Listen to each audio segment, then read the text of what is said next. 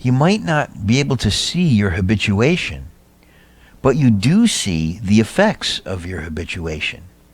The same relationships showing up, the same situations showing up over and over and over again. Your mind is the common denominator.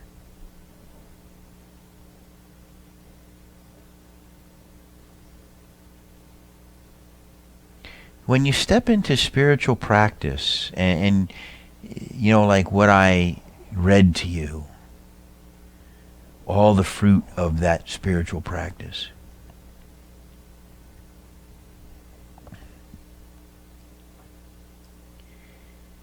you start to challenge those habits.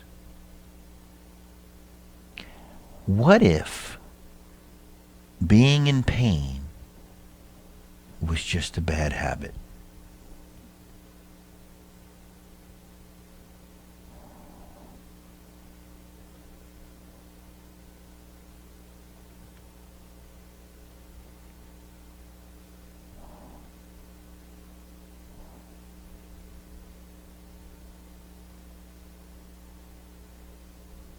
It's a pretty bad habit.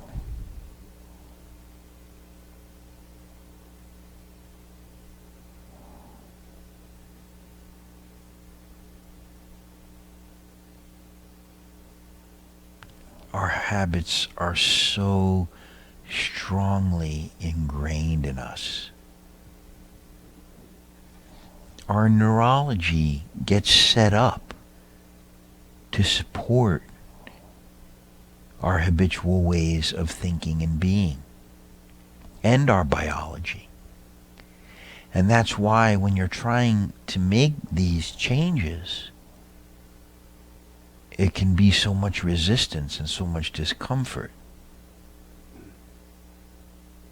Because you're sort of wired to be in pain, wired to suffer in one way.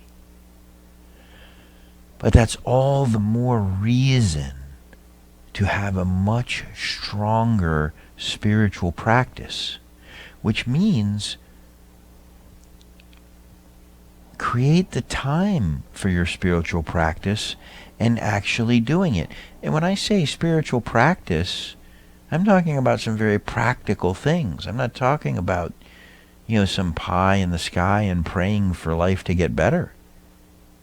I'm talking about cause and effect.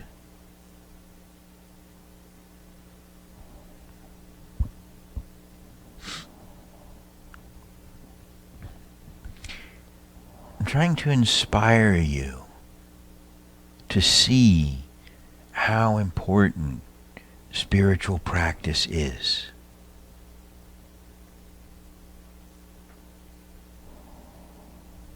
I'm trying to inspire you to actually be engaged and involved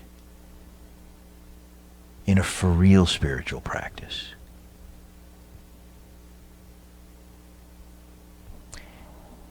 People look at monks and think, oh, these people, what are they doing with their life? They're doing the most important thing that there is to do, and they know it. And so they've dropped everything else. Now, I'm not saying that you have to live like a monk, but they're not the crazy ones.